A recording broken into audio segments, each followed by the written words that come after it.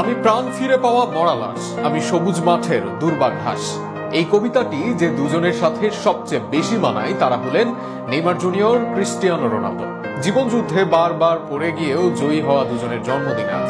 যারা রাত জাগার কারণ, যাদের খেলা দেখতে পৃথিবীর অন্য সব কাজকে বারণ, সেই দুজনেরই জন্মদিনের শুভক্ষণ ছিল একই দিনে। নেইমি রোনালদোর জন্মদিনে শুনুন শরীফুল ইসলামের লেখা বিশেষ প্রতিবেদন। কবিদের যত বিশেষণ, যত উপমা, সবকিছু মিলিয়ে একটি পত্র লিখলেও হয়তো পুরো অনুভূতিটা ব্যক্ত হবে না। ক্যালেন্ডারের সংখ্যাগুলো যদি কথা বলতে পারত, তবে হয়তো 5ই ফেব্রুয়ারি বুক ফুলিয়ে বলতো আমি সেরা তারিখ।